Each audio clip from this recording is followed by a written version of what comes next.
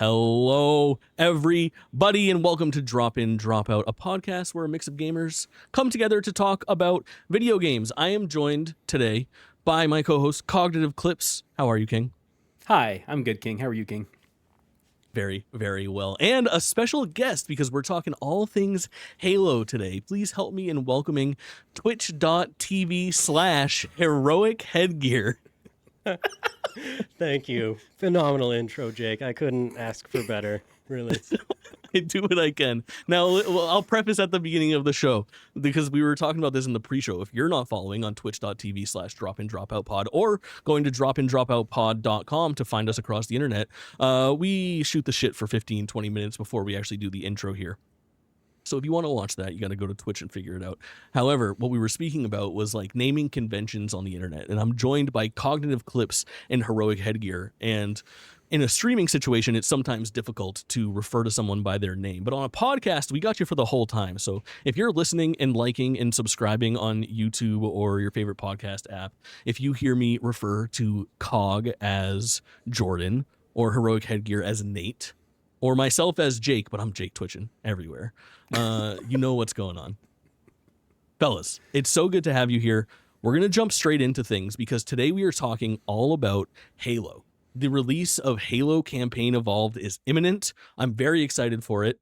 Let's do a round the horn hype check on that, actually, to kind of set things up. We'll start with our guest, Heroic Headgear. I have conflicting feelings about it. You know, on one hand, hell yeah, I love the first one and the fact that it's made like in a new engine and is going to feel modern and everything. Love that. No multiplayer really hurts, as that's what I sink the majority of my time into. Yeah, I agree. I would be significantly more interested in a game called Multiplayer Evolved, or It's a terrible name. But yeah, I'd be excited for it. For sure. Cog, where are you at? I do think it looks really good. I was a lot more excited and anticipating it releasing to play it before Microsoft just laid off like 1,600 people in a day. That too, yeah. Oh, sorry, 3,200 in a day, but 1,600 from Xbox. You get it. They're just not great. They're not doing so hot right now. Yeah. So it makes me less excited for the game as a whole because of it, if I'm being honest. But I'm probably still Everyone gonna at play it. Halo Studios seems to be somehow fucking safe. So, okay, maybe that. Wait, let's not Sure about start with negativity. I'll be digging my claws into 343 and Halo Studios later as we work our way sequentially through the timeline of Halo. And that's truthfully the way that I see the show going tonight. Is we're gonna run down Halo memories, essentially, from the entire Halo series. We're going to get into the nitty-gritty here. We're not just talking about Halo and Halo 3 and Halo Infinite. We're going to talk about Halo Wars. We're going to talk about Fireteam Raven. We're going to get into the weird stuff because, truth be told, I went through this entire thing, and there is not a Halo title release that I have not played. I've played all of them, and I've beat the vast majority of them. And I know that my esteemed colleagues here are also big Halo fans, so we'll have plenty to talk about, but I wanted to start by doing something fun, something that's floated around the internet for quite a while, and I feel like you've probably heard ideas like this, but neither of you guys know that this is coming. What I would like to play with both of you is a little game, and my question is this a Halo ship, or is this a metal band? Oh, yes. So listen, we're not even going to keep track. We're not even, this is just fun. We're just going back and forth. I'm just going to rattle one off and we're going to alternate. I'm going to ask Cog first. Hammer of Faith, Halo ship or metal band? That's a Halo ship. Halo ship is correct. Heroic Headgear, Kill Switch Engage. Is that a metal band or a Halo ship? That's a metal band. You are correct. Pretty Cog, good one too. Paradise Lost, metal band or a Halo ship? I'm leaning metal band. That is a metal band. All right, Nate. Enduring Conviction, Halo ship or a metal band? I think that's a Halo ship. That's a Halo ship. I don't think you guys have any wrong yet. Cognitive Clips, Truth and Reconciliation. That's a Halo ship. Come on. That's a That's Halo a Halo mission. Very big one. It's a very That's big the one. best Halo ship. Yeah. It's so good. It's so good. All right, Nate. Shadow of Intent, Halo ship, Halo ship. or metal? Halo ship. I fear Is it it both? is both a Halo ship and a metal Oh, band. nice. Okay. Yes. All right. Cog, Ascendant Justice, Halo ship or metal band? Ooh, I'm leaning Halo ship on that one. It is a Halo ship. All right, Nate, Slaughter to Prevail, metal band or Halo ship? Metal band, but that'd be crazy if there is a Halo ship with that name. No, just a metal band. Cog, Burgeoning Fealty. What'd you call me? You heard me. Oh man, metal band. Halo ship. Oh, we got the first miss. Yep. Nate, Bloodied Spirit. Ooh. Metal band. Halo ship. Damn. I'm stumping you guys now. Let's go. Let's go. I've got just a couple more for you. This one's a given. Pillar of Autumn. Okay. Metal band. It's a Halo ship. Halo ship. Okay. I got two more. Nate, this is your last one. Dark Tranquility. Halo ship. Metal band. No way. Is both? There is a Halo ship with Tranquility in it. And then Cog, Spirit of Fire. And you give him the easy Metal band. No way. Halo ship. Nate, All your right. faith was misplaced. It really was. That's absolutely one of the highlights of Halo is I feel like the proper nouns in Halo are so fucking good. Oh, yeah. And I feel like it's a great segue into our main topic. Halo 1 and the introduction of the Master Chief. What a name. Yeah. If you're ever to just be like, hey, really quick, I need a protagonist. He's a war guy. Master Chief. Done. And you get it. Oh, I remember realizing at some point, like, I don't know, 10, 15 years after playing the game, that's an actual rank in the military. Like, it's not that they didn't make it up for the game. It's an actual rank. But still. interesting. It's so badass. Yeah, I mean, Lieutenant General. Like, they picked the right rank, Yeah. is what I mean to say. They nailed it with the Master Chief. I don't know, man. Very cool. General John goes hard. I'm just saying. Yeah, General John 117.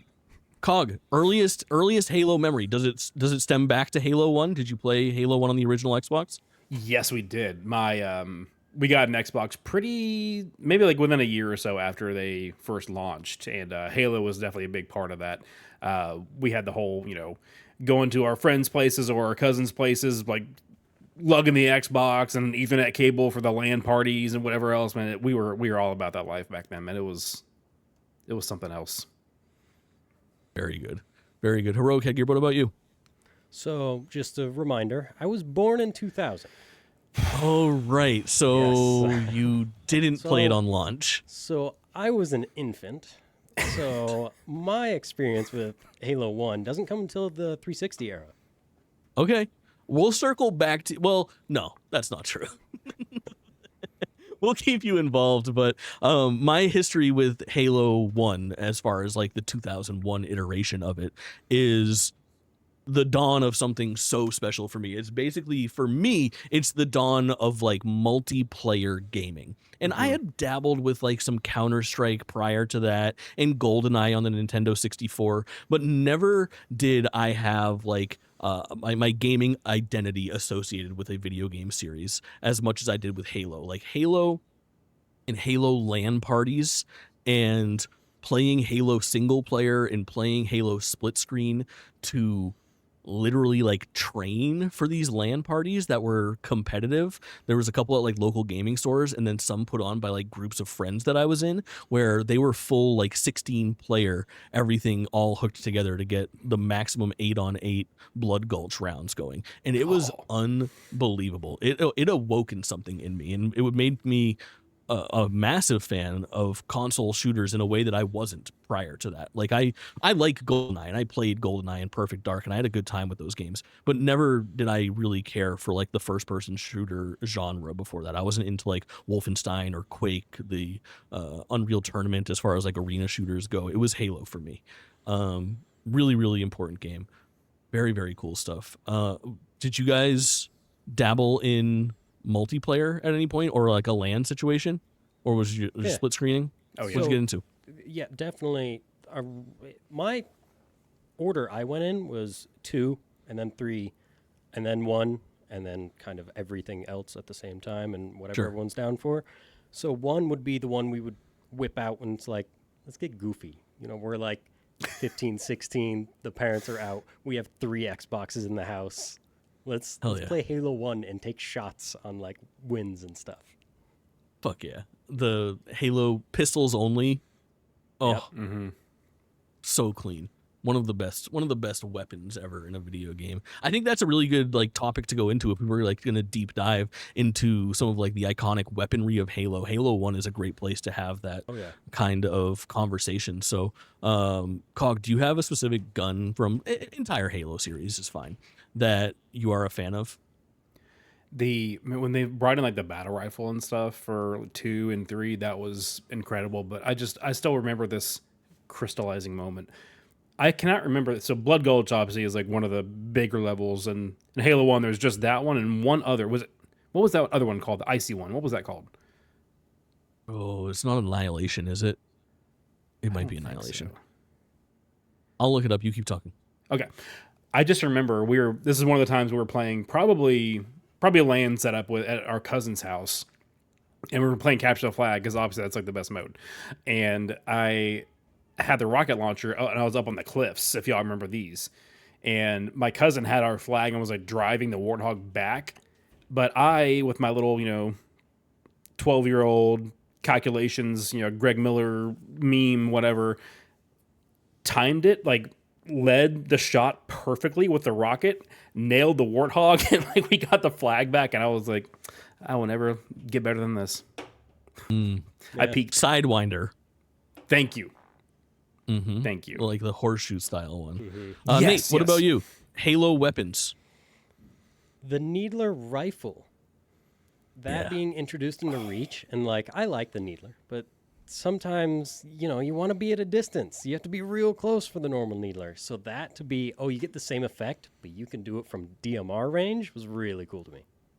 Very, very dope. I love the Needler. I am assault rifle all the way. I love the way that assault rifle looks. It's so futuristic. It's got those nice like smooth curves to it. You don't mistake that weapon for any other weapon in like another And, video game. The readout, The little so- HUD, yeah. so Huge. clean. So sick. It looks so futuristic top to bottom. It's like a perfect design there. But I got an honorable mention as well, especially from Halo 1. It is we talked about this on another podcast, Jesus, probably 2 years ago now at this point. At some point it came up, but the sticky grenade, the plasma Yes. grenade in Yes. Halo. This invented sticky grenades because we looked. There was like C4 and stuff like that in other games that you could throw, but the concept of like a grenade that sticks to the other player and then explodes originates in Halo 1, and it's absolutely a game changer. Yeah, there There's were. nothing like yeah. it. I want to say that they were a type of mine that you could technically do that with in GoldenEye, but you had to still trigger it. It wouldn't self-explode, so it still wasn't quite the same. Like the plasma grenades were like you said, like the evolution, and they haven't even needed to really iterate on that as much since then because it's perfect. But they have, and some of the other grenades and the other games, as we get closer to like 4 and 5, really, really cool still. Actually, Yeah. The Halo 3 iteration of the sticky grenade that is like it's like got spikes in it. I think it's the like a spike brute. grenade, yeah, the brute. Yeah. That one is Really so cool. sick. One. Love that. Yeah, and it makes such a satisfying sound when like it sticks into their armor. It's really good. But I think the plasma grenade is the strongest still to me, and like so much about it. They could get so much wrong with it, but because it's just such a great sum of its parts, the fact that it's like this bright blue and then it sticks to you, and if it sticks you in the face, it like see it in your camera? obfuscates Covers, your yes. So yeah, good. and it's so fucking insulting to stick somebody to. Like there is something so spectacular about that. And Is now it this too is soon? hyper specific. Go. No, you first. Sorry. No, I'm going to transition off into something somewhat different. So I was gonna say, is it too soon to bring up at least a snippet of a Halo 2 situation? Is it too soon sure. for that? No. For those who may not have experienced it at the time, Halo 2 was one of the first, maybe the first game that I can think of at least that had like some proximity chat for enemy teams. And so we were on one of the maps. I was playing on Xbox Live, and some guy was about to kill me, and he did, but I stickied him first. And so in the proximity chat, I hear, "Oh, what the?" And then it like the grenade explodes and goes like cuts him off, like self-censored him with a plasma grenade. Very good. Very good times. I want to talk about the Halo concept of ninjaing. Do you know what this is? To ninja somebody? Oh, yeah. Remind me. It's like... Hit 'em. So, Cog, this has probably happened to you. You're chasing somebody, right? And all of a sudden, they wrap a corner, or they start to go up some stairs, they jump, you go under them, and then they assassinate you from the back. Ooh, that's the most disrespectful thing that can ever happen in a Halo match. It's unbelievable. And it is such... Because Halo distinctly at the time, I remember this is very specific too, is... the melee attacks work differently depending on where you hit them. So if you hit them on the side or if you hit them in the front, it does like a significant amount of their health, or if they have no armor, it'll just drop you down to 0 armor. But if you hit somebody in the back, it's a full assassination. It's a one-hit KO every single time. So it was this like maneuver, and this like, you know, there were so many times where you would just be in a situation, especially those early days where somebody was just chasing right behind you. You just stop up behind and then smack them on like the top of like the back of the neck almost, and it is so satisfying. You can go from no health, it was a sure thing for them, to getting that one hit KO and recovering. It is really, really an immaculate feeling. And there's so many little, like, I would almost call them like emergent gameplay situations in the Halo series because of the way that everything seems so not even perfectly balanced, but like perfectly detailed. Like so many of these weapons and these functions have such unique and fun properties. I think about the different things that you can pick up and how the melee effect works. Like, I don't know which one has the rule, but at one point the skull or the oddball becomes a one-hit KO machine as well, which is a really, really fun thing. Just clubbing people down as they come close to you with the oddball is extremely fucking satisfying. I think about the Halo 2 noob combo. Yeah. Was that the plasma pistol with the regular pistol? Yeah, plasma pistol with the battle rifle, but pistol. But yeah. But basically, full charged up shot takes all their shields down, and then it just leaves them open to a headshot. Yeah, so that quick swap is unreal, and I feel like that kind of satisfaction led to what ended up becoming a very, very popular game mode in Halo, and that's Team SWAT. Yeah. Really cool stuff. I love SWAT is insane. The feeling of everything being so much slower and methodical, and like you can't just kind of run out there guns blazing. Someone's gonna pick you out from somewhere. I like the change up.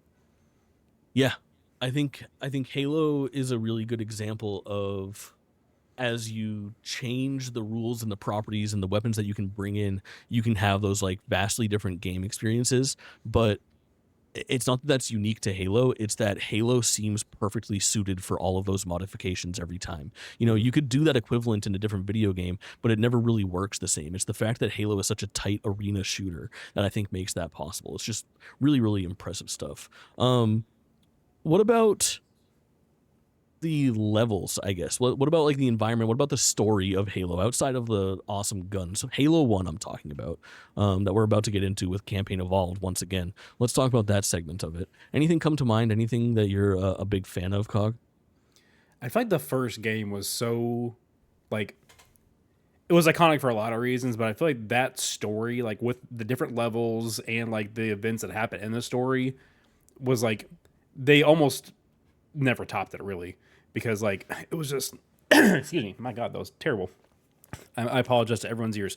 Of course, the silent cartographer level on the beach. Iconic. The... I don't think it was Truth and Reconciliation. Maybe it was. The one where they first introduced, like, it was the really snowy one where you had the banshees and stuff. It's like ice something. I don't know. I don't remember the name of it. I don't know. But like one of the things that I've like never forgotten, man, is like the introduction of the flood. That was so perfectly freaky, especially again, like that game came out when I was like 11 years old, and I played it pretty soon after it launched, and like that was just like so perfectly freaky, especially for the time, like the way that they Is set that it the up. Where you're, like, library mission? no, you're like in the bog, kind of the marsh, Yeah, and like it starts in a swamp, and then you go into a forerunner structure, and they're all yes. in there. Is the Forerunner like- structure very like dark, like it has like an endless void type of thing and like kind of like blue platforms, or am I thinking of the library? You might be thinking of the library. Yeah. Because like Okay. you kind of see, I feel like you see like the corpses around, and then it's almost like you find someone's like helm recording, and it's like a found Oh, footage yeah. thing of them like getting massacred, and it was like, what is happening? Crazy. So yeah, it's just, and then of course like having to detonate the Pillar of Autumn to get off of the thing was just Yeah. chef's kiss. The whole concept of like going through the campaign and then you hit a point and then you go backwards, kind of really cool, and like probably at the time a little revolutionary. Like, what other game is doing that, where it's like, all right, here's some of these same levels but the other way. Yeah. It is really cool stuff. You reminded me of, I wish I could trace my lineage perfectly, because I didn't get a launch day Xbox. I got the Xbox and the GameCube. So I think 2000 was PS2, and I got a PS2 at or around launch. And then I was launch day for the GameCube. And I want to say they came out within a couple of weeks of each other. And so I had to choose my battle. Am I getting a GameCube or an Xbox? I didn't get an Xbox until like a couple months later. And I remember I only got 2 games with it. And they were Azuric, I believe, is the name of that game. Look it up. I'll double check that that's the name. But it's a game. It's like a third-person game where you run around as like a blue demon man. It's really fucking bad. And I got Mad Dash Racing, which is also very fucking bad, but it was rad, and my friends and I had a great time. But then I got an official Xbox Magazine issue 1 demo disc, and that had Halo's The Silent Cartographer on it. And I played that more than those 2 games that I got at launch. Very, very dope playing that like single player experience right off the jump. Big And freaking a swept in. great demo level. Very good demo level. Sorry, Big freaking swept in with the answer. That it was Assault on the Control Room. That's what I was thinking of. It has this. I can't even describe it because it's just I can't do music with my mouth. But like the soundtrack for that level. Also. Oh, right. Yeah, perfect. Give us more Gregorian chants. I think we need that. Yeah, let's bring him back.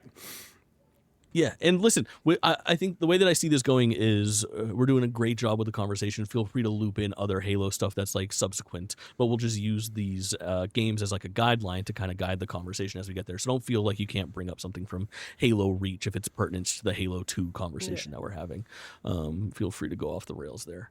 Permission not required, but I will move us into Halo 2, because with all of this, like, I don't know when I got it, I wasn't there. Halo 2 is ingrained in my memory for its build up to its launch. Yep. The palpable hype, the trailer, this is the first we'll talk about a trailer, but it won't be the last time we talk about a trailer tonight. But the Halo 2 like intro cinematic and trailer that they showed off at like E3 2003 maybe, giving the Covenant back their bomb. Oh my god. One of the most like spectacular things ever. And then it proceeds to be him literally jumping out of the ship with the bomb in his hand through space to literally drop it onto a ship. It is very fucking cool. Was Halo 2 also one where they had the trailer where they land down in I almost said Xanarkand, but that's not correct. That's Final Fantasy X. But where he gets surrounded by the elite and plasma swords, and he has a plasma grenade, and she's like, "Hey Chief, think you can stick him?" And it like cuts to black, and it's like that sounds right. Yeah. That sounds right. so good. Yeah, I mean, so I do want to talk about the plasma sword in a great big way. I feel like we have to have that conversation because that is an unreal weapon that we haven't talked about yet. But I want to talk a little bit more about the launch of it, because for me, the way that game had a fucking chokehold on myself and my friend group, and became like the catalyst for like my first real online friends via Xbox Live, was truly like culturally insane, like transcended what a video game was at that point. So I was hyped. I was pre-ordered. I got the awesome collector's edition, the silver like steel books, whatever. That was very cool. I remember I got the Halo 2 edition Plantronics headset communicator for Xbox Live. It was see-through green and it went inside your ear. It was very high quality for the time. I got that on launch day as well. But prior to launch day, I went out and I bought my $50 Xbox Live starter kit. I bought Rainbow Six 3 Black Arrow to play online on Xbox Live so I could get things started and make sure that everything was right. I got high-speed internet installed instead of dial-up. And I got a router, which I then begged my parents to get me a wired connection up to my room so I could play Halo 2 on Xbox Live right away on day one. And they did it. How, you ask?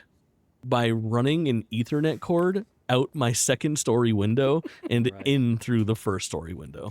Yeah. Yeah. It's truly unbelievable. They are the Phenomenal. MVPs. Necessary. But Halo 2 launch, Cog, you were there day one. What's the deal? I will be honest with you. I was actually, for the longest time, kind of a hater as far as the campaign's concerned. Like, Halo 2 was where I started to see the series more as, like, the multiplayer game for me to play, because I remember being very disappointed that so much of the marketing leading up to Halo 2 was like, oh, the Covenant have brought the fight to Earth. And then you're back off of Earth after, like, 2 missions. And I was like, well, that's bullshit. I don't think I was actually saying bullshit. At the time, I was pretty young. It's good marketing. I hadn't evolved. Yeah, it was. It was also a lie. Yeah. And I just remember being like, this is like, it didn't feel different enough to me. It didn't feel like it had really evolved. Wink, wink, nudge, nudge. Enough between games. And so, like, I think it actually took until probably like 10 years later before I actually played the full campaign of 2. But man, I was all over Xbox Live multiplayer with that game, though. Like, because again, I assume we kept up with some LAN parties and stuff as well, but like, you didn't even need that as much with Xbox Live. The power of the internet, man. For sure. Nate, where are you at on Halo 2? Yeah, I mean, not at launch, but when I did end up playing Halo 2, definitely way too young at a friend's house. Oh, yeah. that, you know, he's got an older brother. They got it. Yeah. Yep. I don't remember anything really about the campaign until like later on. I think it was like, you know, 2 young ass kids that don't even know if one of their controllers is connected, playing just running around an arena alone. Like, yeah. So that was still my first dope though. I experience with mean, Halo's got like good physics and interesting worlds to run around. Yeah. Like there was stuff to do. I remember a fond memory that I have of Halo 2 is hopping into custom games on Xbox Live with my friends and working on getting like Out of Bounds. It was one of the first games, really one of the only games in my life that I have had any sort of interest in like breaking the game. And there was really interesting glitches that you could do in Halo 2. So just like off the top of my head, super jumping was something where you could like angle yourself in such a way so that if you were like crouching under something that had geometry, I remember a couple examples are like a piece of glass that is sticking out or like a rock that is sort of wedged outwards. If you can wedge yourself under it by clicking in the left thumbstick and then jump and propel yourself out and then jump again, you would like shoot 100 feet into the air and you would go over any invisible walls and be able to like explore parts of the map that you weren't supposed to be on. It was very fucking cool. There was also weird properties that were not so much glitches, but like unintended functionality. One of them was there is I'm not going to remember the name of it. I want to say it starts with a B. But there's this multiplayer level that has conveyor belts on it. And it's sort of set up in like a horseshoe shape. And those conveyor belts, we figured out, were for some reason, however they worked, because they were like moving targets, if you threw the flag and captured the flag onto the conveyor belt, the flag would bounce with the exact same height that you dropped it from. And because it was set up like a horseshoe, there was a way that you could grab the enemy's flag, drop it down 2 levels onto the conveyor belt, and then blast it up onto like the other side, basically, from where you jumped from, circumventing like a very, very long path that you would normally need to take to capture the flag. And it was something that required like a lot of precision, and it was like a high risk, high reward type of situation. Yeah. But it was like that happening. You'd have to have somebody set up to grab it like off of the ledge to make sure that you could lift it back up. It was unbelievable. And we would have these like, you know, these 8-player strategies where when we started, everybody went to their correct place, and it's like we're setting up for bouncing the fucking flag on this map right now. Yeah. And like to successfully get that done was crazy. I think about a very similar situation with flag passing, where you could grab the flag and then use the right trigger to release it, and it would get a little bit of like an arc into the air if you looked up. And coagulation, which was Blood Gulch 2 essentially, famously has the flag inside of that base, but that base has a massive hole in the ceiling. So we would have a warthog go in, and then two people would storm into the base, and one person would get on top of the base. One person grabs the flag, throws it to the person that's on top of the base. They grab it and go through the teleporter. Lying in wait is the rest of the squad, ready to grab it through the teleporter and bring it back the other half of the way. But just really, really fun, like interesting, again, emergent gameplay that came like these like unestablished metas that were just created via this Spartan odd stacking video game. is one of my favorite. When you would all hide in a corner and be like, "Oh, I know they're coming through here, so let's get 3 homies on top of each other and just wait and blast the shit out of whoever walks by." Spartan stacking. Spartan stacking. That's incredible. Spartan stacking. It is a game. It is a game that like I wish that they're out there. People have Halo 1 and Halo 2 montages, you know? But video editing and streaming and capturing of gameplay was not as like mainstream by any means as it is today for Halo 2 or 3. It wasn't until like Halo 4 and 5 kind of it starts to be there. But truth be told, it's never really had like a huge presence. But if there was like actual content creation and stuff like that, the amount of just like wacky things that Halo has, like the fact that you don't have a radar, you have a motion sensor, and the way that you play with the motion sensor, I think is really interesting, where if you're crouching, you won't pop up, you know, if you're not making sounds, essentially. The radar jammer, I think, was an interesting thing to add, and Halo 3 was very, very cool. Halo 2, what am I forgetting? What is there to talk about? Oh, the fucking Arbiter. Yeah, I was going to say the Arbiter and being able to play as the Covenant.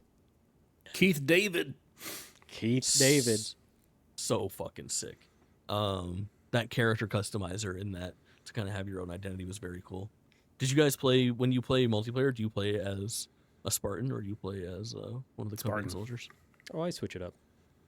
Oh, nice. I think I always went Spartan. I think that generally online, Spartan was like like head size mattered or head positioning mattered, and you were at like a tactical disadvantage playing as an elite. You also like your whole body and like hitbox is bigger, and like areas you could hide as a Spartan, you're now poking out. Yeah, geometry wise, that does make sense.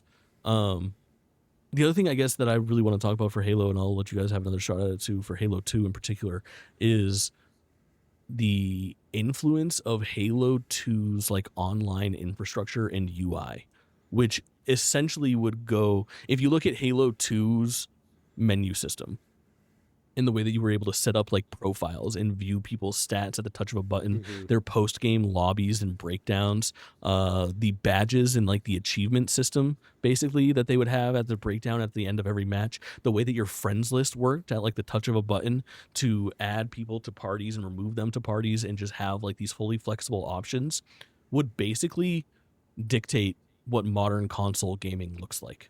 Like Halo 2 is what made that happen, because at that point the Xbox, the GameCube, and the PS2, they didn't really have fully fledged dashboards or ways of like interfacing with people outside of like games. You know, we didn't have friends lists. The friends list that we had were game specific.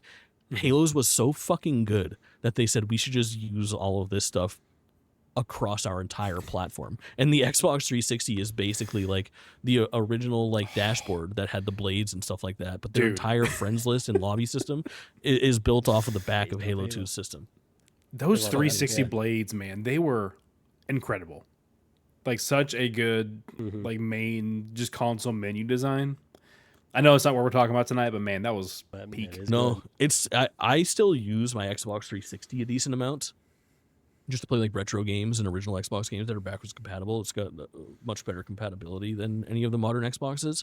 And the way that the Xbox dashboards, since like the final Xbox 360 update, or the update that they rested on 10, 15 years ago, to the Xbox One, to the Xbox Series now, they're all like basically the same with like these Netflix ass panels. Like they all just look like a streaming service. with advertisements and tabs. Let's and see shit with like the that. ads And and their shows, they're very sterile. They're very like boring. So much personality. Very cool. You're right. Anything else on Halo 2? don't think so. I remember, as I've mentioned a million times, big Donkey fan. I think he was talking about like video game cover art, and he was like, they didn't even bother putting Halo on the cover of the thing. It just says 2.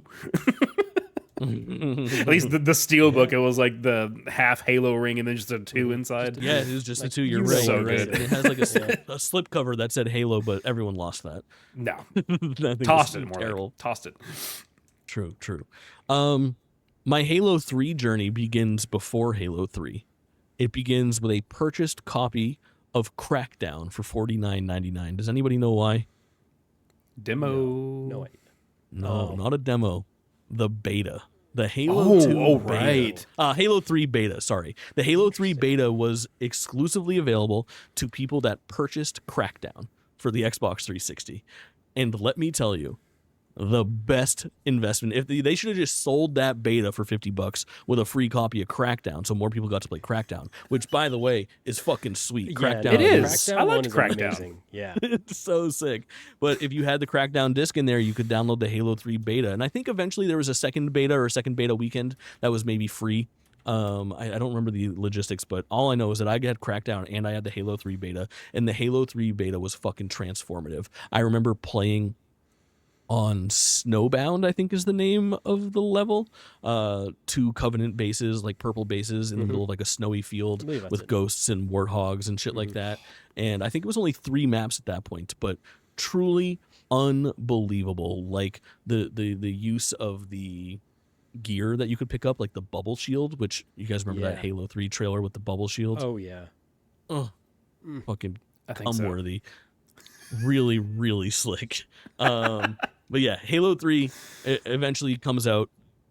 Again, the same thing. I have never had a video game series come out with like sequential iterations where the culture and the amount that I played Halo 2 carried directly into Halo 3, because I kid you not, from 2004 to 2007, I want to say, the 3 years between Halo 2 and Halo 3, I played Halo 2 nonstop every week.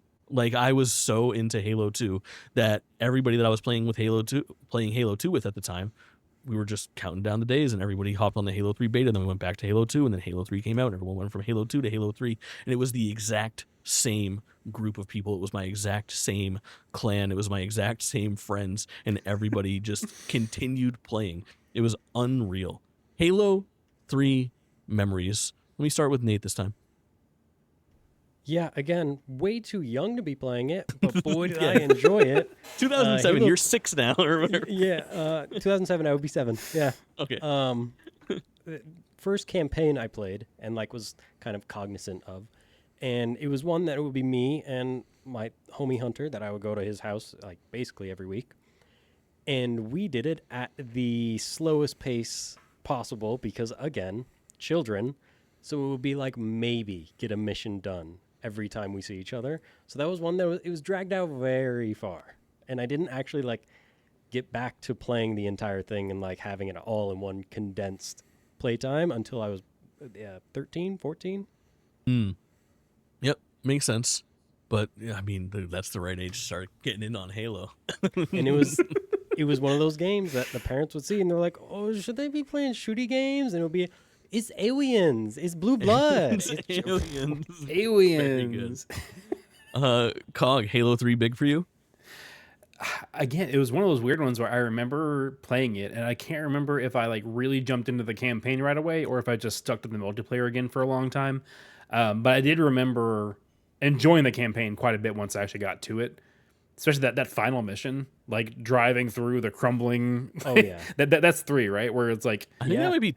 Oh, I thought it was 2 for some reason. At the end of 3, well, 2 and 3 have a warthog run at the end, but 3 is the one on the platforms as they're all falling. and Yes, it's like- yeah, You're, that's you're what got airborne you. a lot. Yeah, you're in the Yeah. city with the orange sky for 2, right? Is that's the end there? I believe so. Yeah. Yeah, that okay. sounds right. But yeah, with 3, you're like on the platforms and they're all like crumbling as you're driving. There was, I think I Can't had tell like you a. how many arguments will be fuck you, we're switching this time. I'm driving, and then it Yeah. would be equally as bad. It's like, well, what do we do? Like, Are you guys, if you're in the Warthog, what seat are you in? If you have your choice, if you're catering to your strengths. I'm normally driver.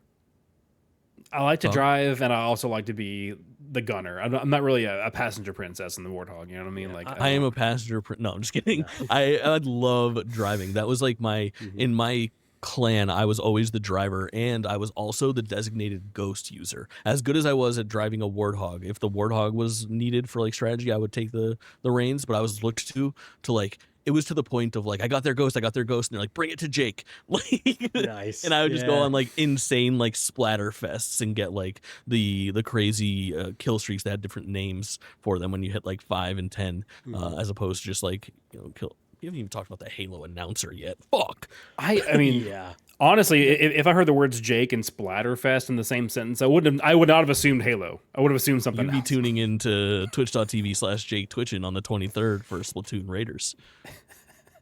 Jake After Dark. Okay. Halo 3, I want to continue the conversation about it, but I want to loop in ODST because ODST is a really great example of like a expand alone content, which we talk about a lot on this podcast. Things like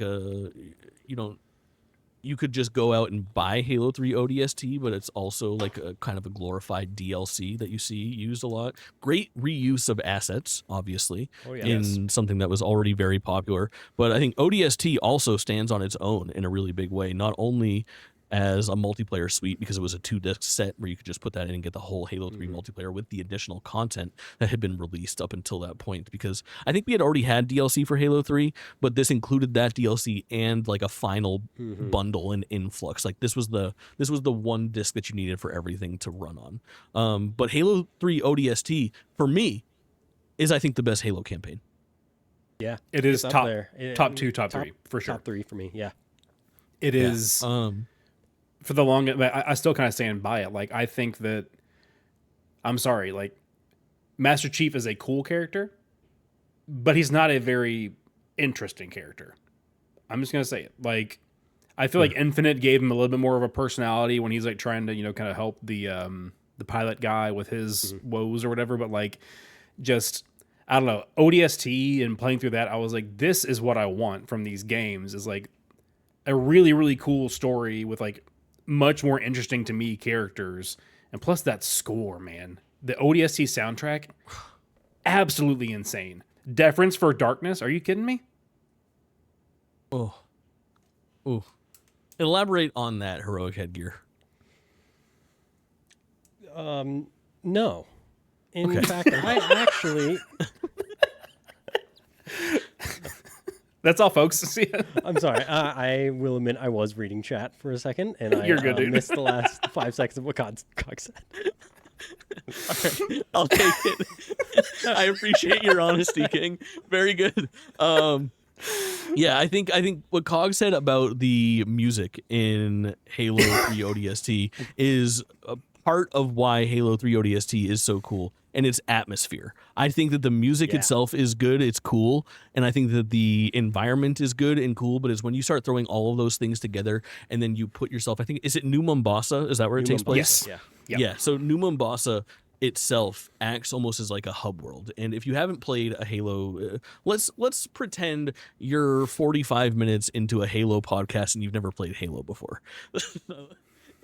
The other games are like mostly linear. You're going to new levels, new environments the entire time, and you go from step 1 to step 2 to step 3, and then you might do like a flashback scene or play as a perspective of like a different character or something like that. But generally, it's set up like normal game, like it's just levels. This almost acts like a hub world. So you're telling a story in New Mombasa. You're playing as like a survivor of a group of orbital drop shock troopers. And things have gone terrible in this city. The city's like overrun by the Covenant. It's a big fucking nightmare. And you are essentially retracing the steps of the rest of your team to try to find them. And then the game itself plays out in flashbacks of like what happened to this team member, and then that might take place in New Mombasa or it might take place elsewhere, so you will do some like standard video game level stuff, but it's all wrapped around this really tight narrative for the first time. And like the entire game is like 5 to 6 hours long. I'm pretty sure, like it's not quick, a massive game, it's a smaller project, but each of the levels that you end up experiencing are a very different vibe. You might be on like a beach, or you might be up there in space on like a ship. But when you're in New Mombasa, there is this fucking like rainy nighttime jazz infused Oh my gosh, vibe jazz. Chills. that like it is unreal. It's, to me, that it's the first time that Bungie showcased what they would take and run with on Halo Reach into a further point in Destiny 1, where there is just like this world building and vibey storytelling and this whole like, I don't know, it's just this really, really tight package that is super focused on how they wanted to deliver this story, and they excel at doing it. It is, to me, it's the pinnacle of Halo. A lot of people will tell you that it might be Halo Reach. It's the way they slow it down. You know, you're not a Spartan. You're like the top of the top of the Marines, but you're not a super soldier. So you have to be so much more thoughtful about going into encounters and stuff. And the way it's so much more like, hey, here's your silenced SMG, which also so sick. Yeah. And then it's go quiet. See if you can deal with this in a way that doesn't alert everybody. Like most of the time it does. But when you are able to get past certain sections, they're like, that was quiet. That was nice. And then the flipping back and forth of like that as the rookie. And then you have the fun banter with your team when it flashes to them. And that's a lot more like explosive, larger gameplay. Nathan Fillion. And dude, okay, we're gonna spoil this game too. If you guys are cool with, everyone's cool with that. We all decided. At the end of that game, you end up. So you have, what the fuck are those? I don't know the name of those creatures, but what are they called? The ones that like are the prophets? Those like nasty little slug men. You know what I'm talking about? Oh, they're called something kind of simple. It's like engineer or something. Oh, I think you're right. I might be right. Engineers, Yeah. it might be right. The end of that game, the entire time, you're looking for like, I forget what they called it. It's like a MacGuffin of some sort, but I think they call it like the device or like the hard drive or the data. We need like you to extract this data. And then when you get to the end, you find out that the data is a baby one of those. Oh yeah, It's that's like right. a baby engineer, and you have to do like an escort mission and like extract this thing out of like the situation that it's in New Mombasa was your mission all along, and it's so fucking cool. It's such a weird and interesting touch. Yeah. I thought that was fucking great. You reminded me too about the SMG in Halo 3 coming back, because the SMG is a really interesting weapon that was not in Halo 1. We had the assault rifle only, but in Halo 2 the SMG was introduced as an ability to fucking dual wield. What a great addition to a video game to add the dual wield in there. But then they took it out for Halo 3 because you could still dual wield, but the repertoire was a little different, if I recall correctly. Some like the kneeler went back and you couldn't dual wield the kneeler anymore, but there were some smaller things that you could do. So getting that thing back for ODST was sick. Halo 3 weapons off the top of my head. The brute shot. Yeah, the brute shot. So sick. It looks like a nasty, like upside down snail with a massive blade on the back of it. It's so sick. That's it. Yeah. Why was that so was spot Halo- on though? I don't know. How was Halo 3 Spartan laser, Yes. or was that 2? I don't think you had it. I think it's 3. I Yeah. think it's 3. Yeah. Talk about most satisfying fucking weapons in video games. I think Spartan laser makes top 10. Yeah. Like that charge up, and there's something about the charge up when you're sitting there and you're like holding it and like You see misfiring. You're laser. like, fuck, I don't have them. Like, and then fucking going all the way. And being able like to that- see that as the enemy, the moments they're like, oh, someone's gonna laser me, and having to really bob around it. Terrifying. Halo very much as an online game became like a game of balancing, and as they kind of figured it out, there were those moments where like it would lead to frustration in the early Halo 2 days of like the Banshee, you know, and how Yeah. nasty it was if somebody got up there and there was like, fuck, like, I'm trying to like shoot a rocket at some asshole who's like 80 yards away from me, raining fire upon me. So A to good have Banshee something, user can really it can flip any match. for sure. But they always they would iterate not by like patches in like the existing game, which I think there were some patches, but like the next game they're like, we'll get it right the next game. Now you can lock on with the rockets, or now we introduced like the Spartan laser. Like it always just like felt fair. Or if it didn't feel fair, then it created like then the items were neutral. And this is why Halo thrives as a multiplayer arena shooter. This is a perfect segue into Halo Reach, because for me, Halo Reach is when Halo lost its way, and it became a class-based shooter for the first time, and no longer was every single person that showed up on the even playing field. There was now a meta where, well, if you want sprint, then you're not allowed to take the armor clamp down thing, or if you want to go invisible, then you can't have sprint, and you're at this like disadvantage. And now you have like the class-based Call of Duty of it all that is sort of like making that experience different. What I loved about Halo 1, 2, and 3 multiplayer is that every single person that spawned in there was the exact same character with the exact same opportunities. And if there was an overpowered weapon, it's fine, because that weapon is placed directly in the center of the map, and you had just an easiest shot to get it as your teammate or somebody on the other team. So if you weren't able to get that overpowered weapon, it's not cheap because they have the overpowered weapon. You suck because you didn't get the overpowered weapon, which I mean, the game balances itself in that way. Those battles become around those powerful things like active camo or overshields, which we haven't even talked about. God, I love Halo so much, if you guys haven't guessed already. Yeah. But the overshield, the properties of an overshield, the way that if you're in a fight and you grab an overshield, the overshield charges your shield to 200% from whatever it was at, whether if it was at 0 or if it was at 100%. However, any damage that you take during that time is negated because it will continue to charge up to 200%. So you could be sitting there with no shield, and then it's almost to 200%, 198, 199, you take a rocket, it drops down to 0 shield again. It will continue charging up to that 200%. That's insane. And the way that would that would like affect good. Yeah, the way that it would affect like a gunfight, everyone's fighting for this overshield, and the person that grabs it is like invulnerable for 2 to 4 seconds, and it just changes the tide of that fight. When you're playing a Slayer game to 25 to 50 and there's 7 people in that fight, that can be like a real turning point. Very, very cool. Very fucking rad. Halo Reach, I feel like we segued into that kind of gracefully. So where are you guys at? Where does Halo Reach rank for you, Heroic Headgear, in the entire world of Halo? We haven't talked about rankings or anything like that yet, but just tell me where Halo reaches. I'd say number 3. It's either 3 or 2. Depends on when you ask me. Yeah. Yeah, I love Reach. This was the one, and I mean, I think I played this all throughout high school and probably part of middle school. Give me the year. I want to say that's 2009. Halo 3 was 2007. This would have been Halo Reach 2010. All of middle school and all of high school, because there was a gap in there between that and 4, and 4, not the best multiplayer, so we stuck to this. And I was the designated forger. I was I mean, as you could probably tell with all the community games I put on, I like putting stuff together for other people to play. So I was the one building maps like, here's a gladiator arena where everyone just uses hammers and swords, and there's like other layers and stuff to it, and everyone's contained to one thing. Or here's a race map, and I was the one building those for the friends that couldn't either put in the time or creativity to do it for everyone else.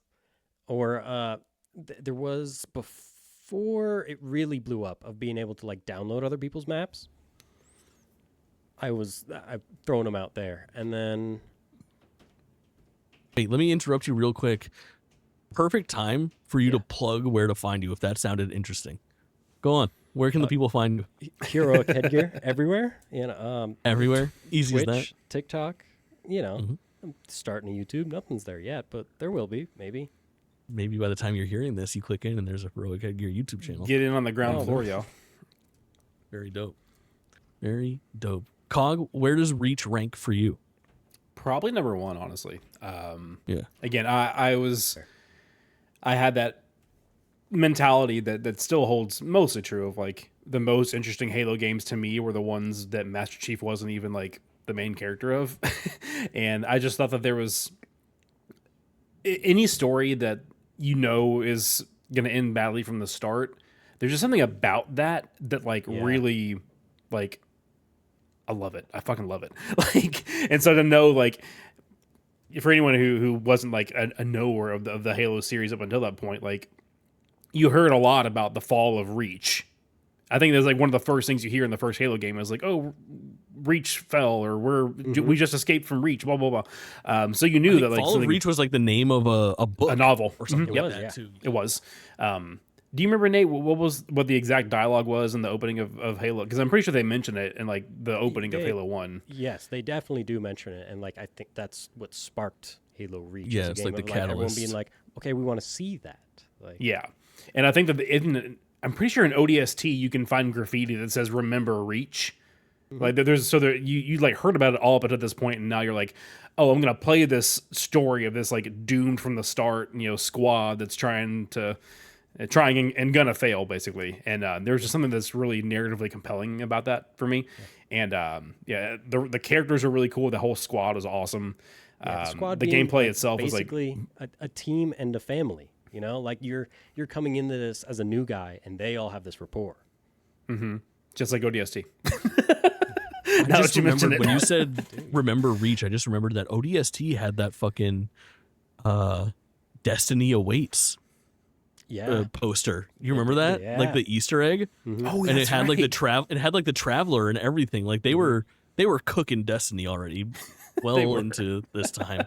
Unfucking believable. It was very Yeah, cool. so I adored Reach, the campaign and the multiplayer both. Sorry, Jake, I like the multiplayer. No, Halo Reach's multiplayer I have gripes with, obviously, in the way that it's structured, but I still had fun with it for 6 months. I just fell off of it and started playing whatever the new Call of Duty was at that point, or at that point. By that time, I'm heavy into RPGs, and I'm playing.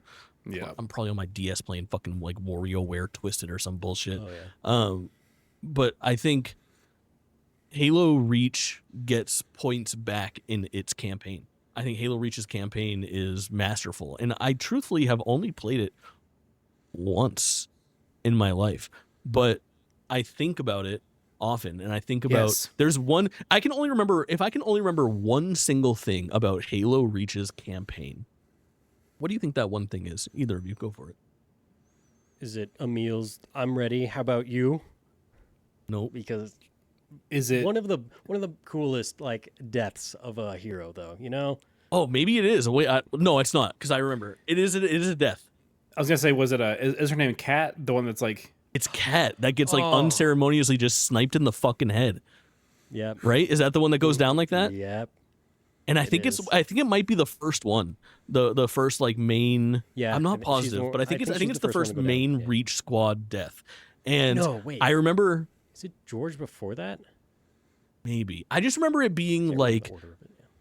I was fucking stun locked. I was like, oh my fucking god! Like I didn't realize all these people were gonna like just like catch bullets like this. Like we're really just gonna kill Yeah. off this entire squad at some point or Yeah. another. It's unfucking Wait, believable. they all go except for June. Mm-hmm. Is that the game? Is it the end of ODST or at the end of Reach? I think it's the end of Reach that ends in basically firefight Survive. mode. Yeah, end of Reach, where it goes objective updated, survive. Yeah. Oh, okay. And you go as long as you can, Yep. and It's so there's no good. winning. And after that, Yeah. it's end cutscene and credits. Very smart very smart utilization of firefight, which is another thing that we haven't really Oh, yeah. talked about yet. But that came through. That was part of the ODST package actually for Halo 3, and then returned in Halo Reach. Did you guys have any fun history with firefight? I don't think you even played it. Oh yeah, that's one of my favorite modes.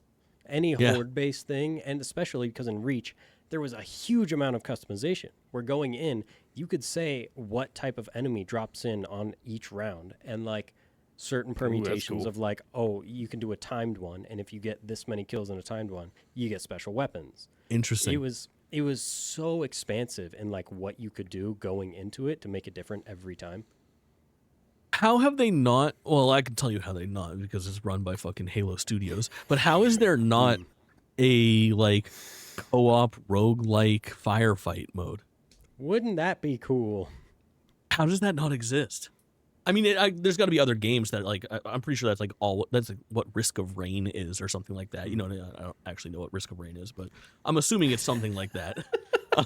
There's got to be some kind of game that spit that idea, but it would fit too perfectly. I'm Unbelievable.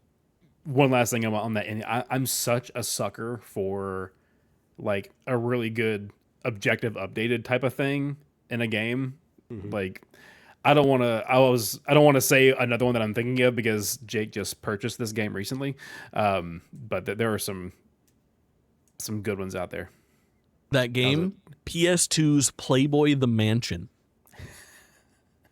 Yeah. It goes from Look it up. suck to no. I'm realizing I'm a bad host and we skipped a video game. Do you guys know which game we skipped? Halo Wars. Halo Wars, Yeah. for sure. Any experience with that game, either of you? Like an hour. That's about it. Yeah, only the campaign. It was that thing Yeah. where you love the campaign, great story, try the multiplayer maybe for 2 hours and go, oh, everyone's just better than me. Oh, bad. It's bad. I had the same thing. The thing about a real-time strategy game for me is it's all or nothing. And the only one that I ever devoted the proper amount of time to like get good at was Warcraft 3. And then since then, I've tried console RPGs and I've tried to find one that clicks.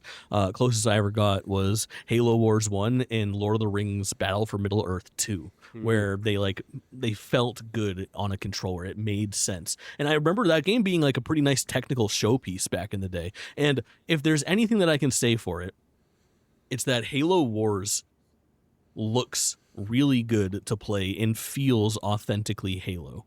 Like they nailed like commanding scale. warthogs to drive, and then like the warthogs move exactly how you'd expect a warthog to move. Like you can tell that they're floaty even though you're not controlling them. I think the scale is also really impressive. That's a really good point. Do you remember any of the story from that, Nate?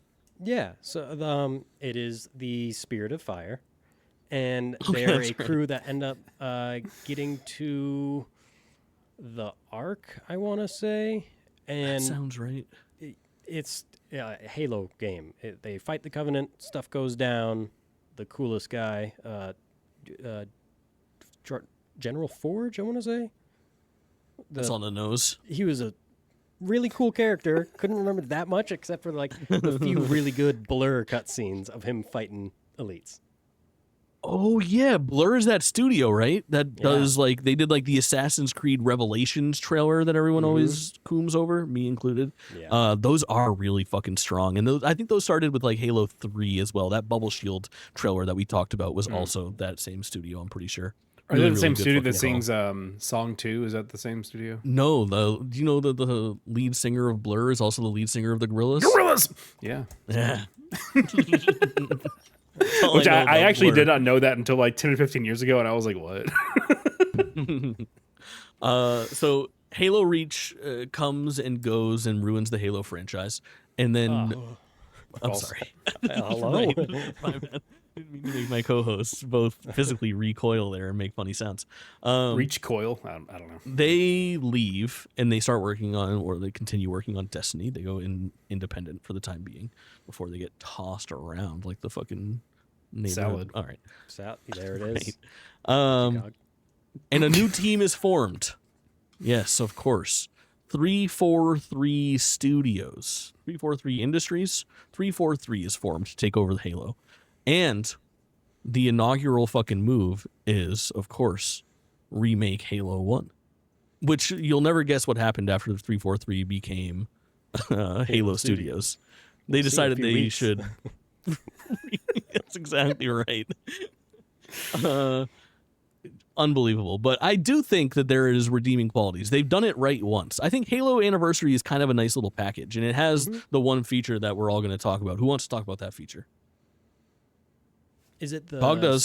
switching back and forth? You didn't raise your hand. Hey, I wasn't sure if I was right. You didn't raise your hand on the audio podcast, bro. For audio listeners, I raised my hand. Nate didn't. But yes, the toggle was incredible. Going back and forth between the modern graphics and the old school. How often did y'all do that? Was it like just every once in a while, or were you like me and just like spamming it like every level, like ooh? Oh no, it's mostly to just be like, Yeah. oh, what does this look like as the original? Oh, it's mud? Terrible. And switch back. Yeah, it's And fucking terrible. Yeah, no one bail. Yep. But it is cool. It's a good idea in theory. And it had multiplayer that like worked off of the Halo Reach engine or something like that. Yeah. It was really weird. I don't know. Smaller release. Glad that it exists. Remember, it had really cool box art. And again, another slipcover game. Love a slipcover. Now Slipping we the get cover. in to the 343 Industries era, and we get to talk about Halo 4. Which, I never ranked Halo Reach for you guys. I asked you. I got a 3. I got a 1. It is my 5th favorite Halo game. And I feel like I can go through and rank mine. I hope you guys can rank yours at the end because there's only 7 Halo games, right? It's 1 through 5, Reach, and Infinite. Yeah. And ODST. Yeah. No, ODST I don't think is mainline. That's a Halo 3 expansion. I wouldn't mainline that. It's sold separately. It doesn't have its own multiplayer. The campaign sold separately. Fuck you. Let's talk about Halo 4.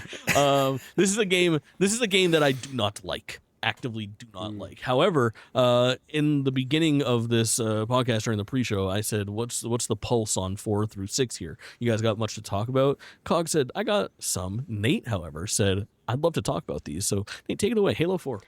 Halo 4 is a game that I love, but hate some decisions that were made. I think it's my favorite campaign. The story of Chief and Cortana and her going into rampancy, it brings them together more than we've seen in the previous 3 games. In the previous 3, it was like they're co-workers, and there's something there, but 4 solidified these are 2 characters that like need each other to function. Is there sexual chemistry between Cortana and Master Chief? By the end of 4, definitely. Yeah. So, Which there's that like kind of one- weirded me out, to be honest, because like you were saying, in the first 3 games, that was like nowhere to be found, and then 4 kicks off, and she's like, "Gee." But I wouldn't say it's like sexual at all through the majority of it. There is one single scene that you go, "Oh." What? Other than that, it's very much the scene. It is a love between two people that like. I mean, realistically, will never and can never actually like be together like that, but still depend on each other. Like Chief noticeably performs worse in 5 and stuff when he is without her. It's like more than just an AI and is more of a companion. Yeah, I think it's from Halo. Mine's so important to wait till you hear what I'm about to say. I think it's Halo 2, maybe. It might be. I want to say it was Halo 4, but I'm pretty sure it's Halo 2. But one of my favorite memes of all time, it's like a TikTok or like an Instagram reel or something like that, is it's like me and it's Master Chief, and then it's the Cortana, and it's the part where it's like me inside your head now. And it's like me, it's like toxic woman with BPD. So fucking good. terrible. Great. I am a sucker for a really good. It's sad to say it now because of the way the world is, but up until present day, I was a sucker for like a rogue AI type of story. Like I loved iRobot back in the day. I thought that the whole like rampancy concept was really cool. I didn't get to 4 until like several years after it came out, but I really enjoyed most of it. I think that it has one of the coolest like sci-fi settings. I don't know if you want to call it like a good Halo setting, but incredible sci-fi setting of like you're in this planet that has this like basically like this shield that like closes it from like being able to be entered or exited. And so that's like the main goal of the campaign is like you and these other troops are trapped, and you have to find a way to like open this like metal, like almost like a Dyson sphere around this planet. I was like, that's really, really cool concept, man. Planetary chastity belt. Yeah. Yeah. Got to get that whole. There's a scene. Requiem was really, really cool. The fact that they went, hey, how vibrant and like lively can we make it? And that first bit when you're in there and you're in the jungle, it does feel like so much more alive and dense than any of the like past campaigns that like, yeah, you go through forests and jungles and those, but this one feels like it's trying to kill you. I think I read somewhere that it's funny because these 2 games are intertwined a lot in conversations, and I swear that's actually a thing on the internet you can look up. It's not just me being Cog and talking about Metroid, but like Metroid Prime coming out just a year after the original Halo game, and then like Metroid Prime 4 getting comparisons to other Halo games as far as like the intro and part of the campaign. And it's like there's a lot of like interwoven DNA, and apparently like I'm pretty sure that some of the folks from 343 have been on record saying like, oh yeah, we actually took inspiration from like some of Metroid Prime's like settings for Requiem, and then some of those same people went from 343 to Retro Studios and helped work on Metroid Prime 4. So it's like they're all kind of like woven together, and it's fun. Bug, what do Metroid Prime and Halo have in common? 97 on Metacritic. They both have 97 on Metacritic. Yes. They both have fourth entries that underwhelm. Got them. But no, I'm serious. Nice. They Halo 1 and Metroid Prime 1 are both in the very short list of 97s on Metacritic. Yeah. Mm-hmm. You're right. I know. I was thinking about the 4s already. I was ahead of myself. That was good, though. Like, that was a neither very of those good. have 97. That was a very good bit. There's a scene in iRobot. That's right. We're back to iRobot. Oh, yeah. Thank you. That my friends and I think a lot of people probably latched onto this, but it's like that first interrogation scene or whatever, when the robot breaks. And in my group of friends, we will still to this day just like we'll be like an argument. It's like, I'm pretty sure you're supposed to take it right back there. They're like, no, I'm taking the left up here, and I'll be like, I did not murder him. Like, just escalate the conversation, and any disagreement ends up devolving into I did not murder him. It's very good. It's a good movie, man. That's a good Will movie. Smith, good guy, I've heard. Mm-hmm. Yeah. Shia LaBeouf, also great guy. He's God, where are we going? But yeah, Halo 4, for me, by that point, I am looking for my Halo multiplayer return to form after Halo Reach, and it goes further in the wrong direction for me, is essentially the main issue that I have with it, and the issue that I end up having with Halo 5 as well. But before we get there, we got some weird shit that comes out, which is very, very exciting. Halo Spartan Assault and Halo Spartan Strike. Yeah. I Twin stick shooters. fucking love these games. Yeah. Yeah, fantastic. Yes. I don't love the second one as much as I love the first one. I think the novelty of the first one was all that I needed. I don't know if I needed to like retread that ground, but and it was a full like online co-op Halo experience too, which was awesome, and it lended itself so well. I want to look up who developed that. Heroic Headgear, take us away on Spartan Assault. Again, same with you. They both get kind of intertwined. I don't really remember separating the two, and I don't think I did much multiplayer, but just the ability to do, hey, you're a Spartan and you're killing elites, but you can do it on the go on your phone, top down. It's like, I would do that for hours on end, and the only thing I'm getting from it is, woo, Halo, and that's all I needed. Listen, man, like you can ask our friend of the show, Eric the Human, who likes to mock me for this, rightfully so. If you can get me a thing that I like and make me able to play it on the go, I'm buying that shit again. I don't care. I just rebought Grand Blue Fantasy Relink because it's on Switch 2 now, even though I already played it a million hours on PS5. But like, I never actually played these Spartan Assault games. So like, I not sympathize. I connect with you and your bucket hat over that idea of like, I like this thing a lot, and it's in my pocket now, so it's even better. I'm a big fan of IP. Casual. There it is. Yep. Unfortunately. Yeah. My brand.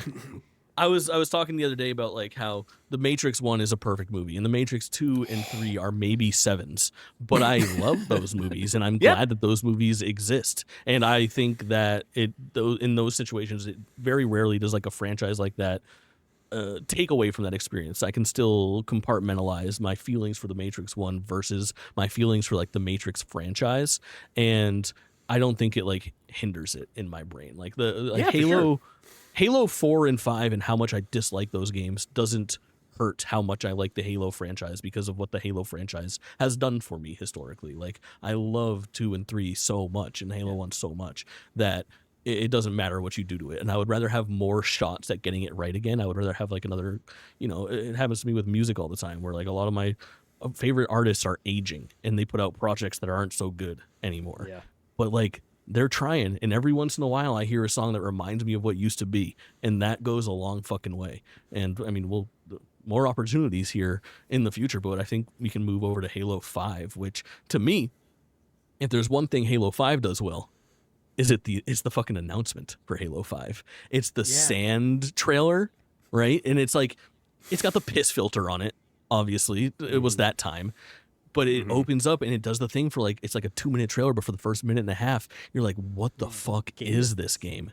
Yes. And it's really, really good. It's like he's out in the desert and then there's like a cloak and then you realize that it's like futuristic technology and this thing starts rising out and it's like the Guardians technology or something like that, right? You got the wind blows, right? Is that it's not Halo, not the wind blows. A massive fucking like ship begins to rise out of like the earth in like this like crater, and then it blows the cloak fucking back, and it's Master Chief under the cloak and in full armor. He's so what's the cloak for, Chief? For fucking dramatic effect, bro. That is a character design that I am a sucker for. If you put cloaks and hoods over armor, oh, I'm in.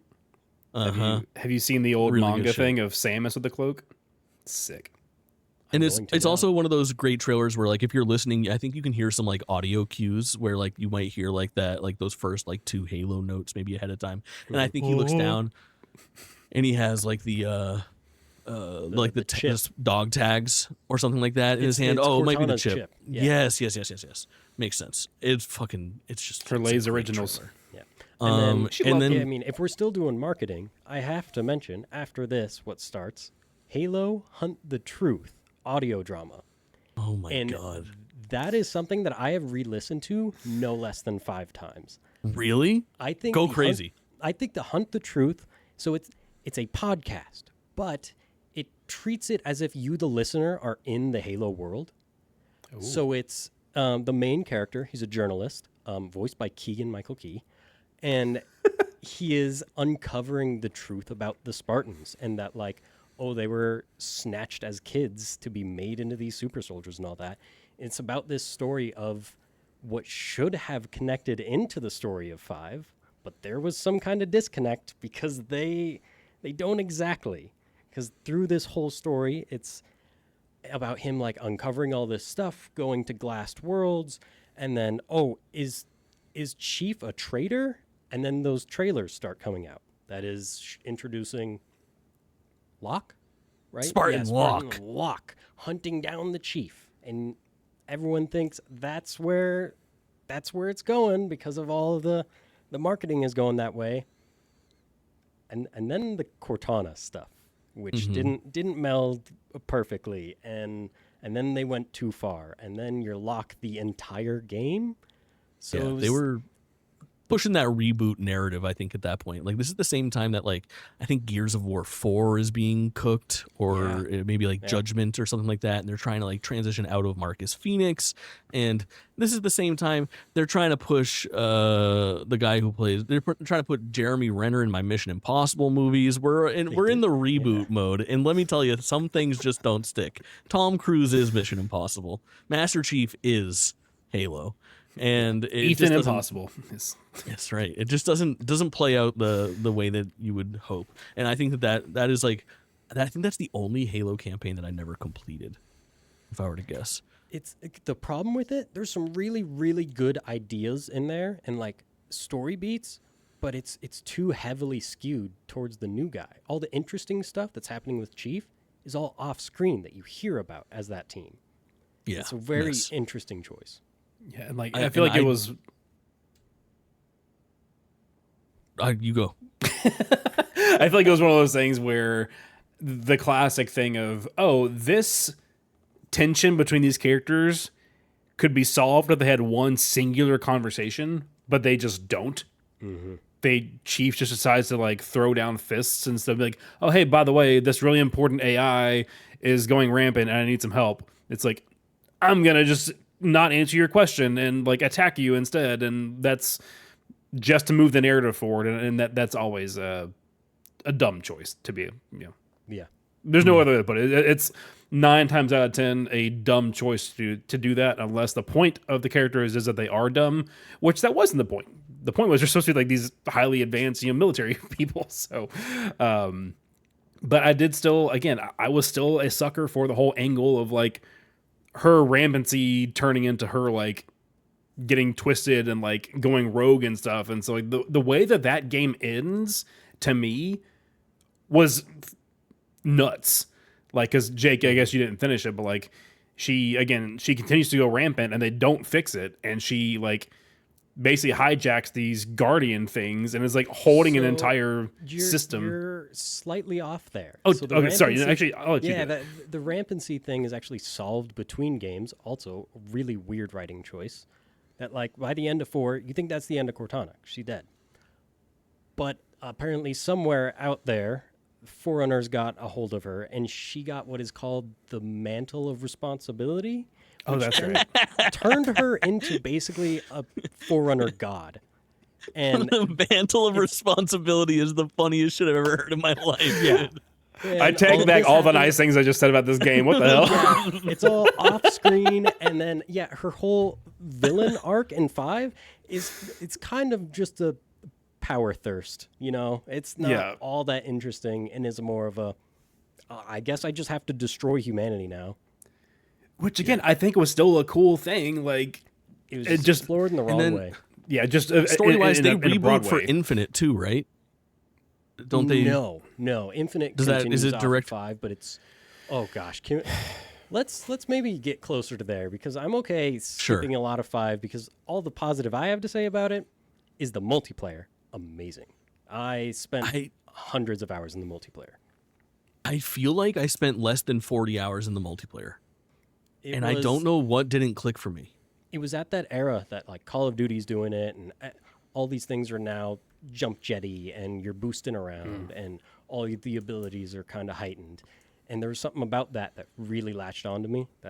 It's one of those games I can confidently say like I'm good at. Sure. Are you jetpacking around in that one?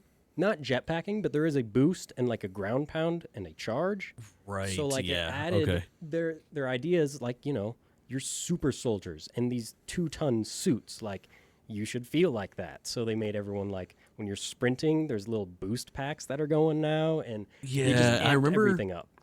I remember this like sort of like heaviness to the way that your character moves, almost like Gears of War, like when you're stomping around and shit like that.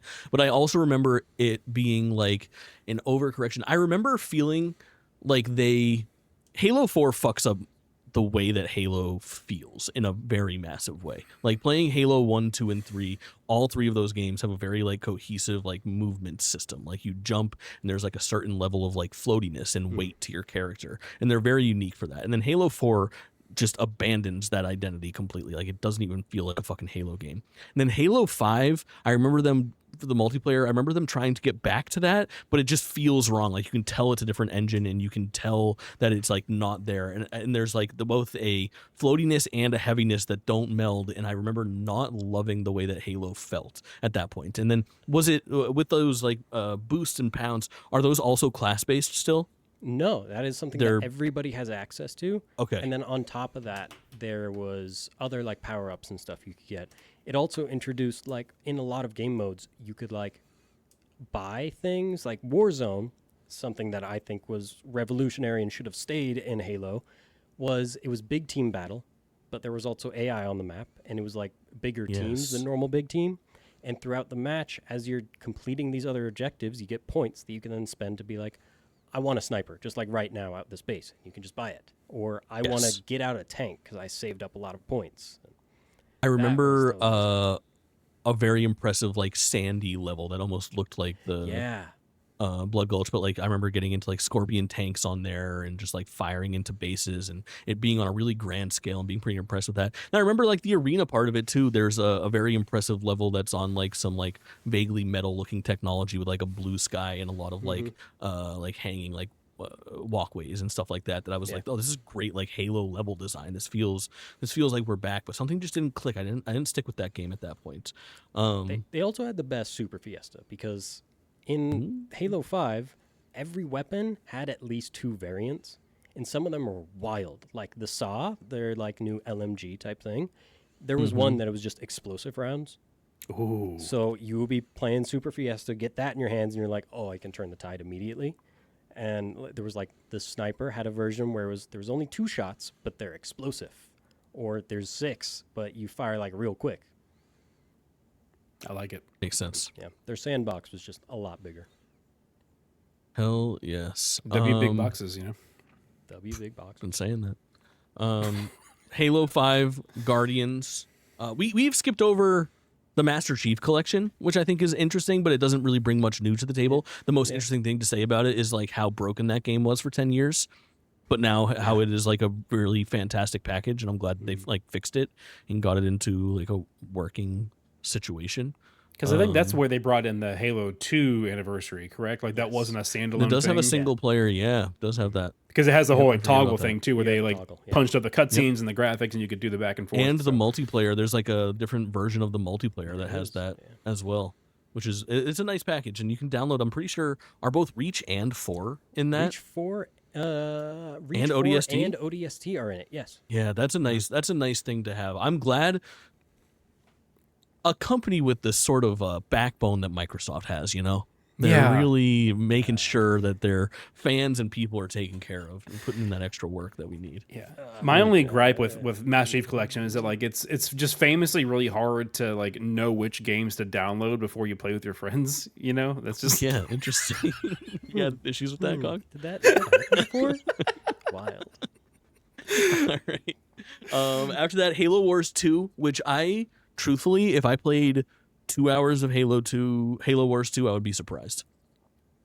I feel like that game, like, generally, like, probably underperformed and failed, right? Like, how many copies of Halo Wars 2 do you think was sold? at least 3. I want to say it actually was pretty well received. I feel like critically, but I feel like commercially, I've never really met anybody that's, like, played Halo Wars 2. So I did really like Halo Wars 2. Really? Fantastic campaign. This was the introduction of the Banished and was something really fresh that I think we needed.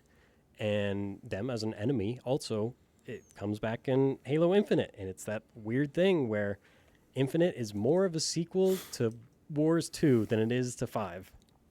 I remember that now. Yes. Yeah. Kind of cool. Pretty cool. Yeah. The idea of... Actually, I was probably wrong about the first. I think this one they get to the Ark, and the Banished are there trying to launch their own Halo to control. And, like, that's the fight. And That the is a introduction rad of story. Atriox, the coolest brute in the entire franchise, with the gravity mace. So cool. Tremonious with like a word. the fucking names of those characters are so funny. Yeah. Tremonious is such a funny name. I wish my name was Tremonious. Yeah, Jake there's Tremonious. Atriox, Tremonious. I think the main enemy in Infinite is Escharam. They're crazy. Okay. How hard would Tremonious Twitchin go as a handle though? Come on. It's really good. It's almost as good as the fucking, what is it, the helmet of curiosity that Cortana had to wear or whatever.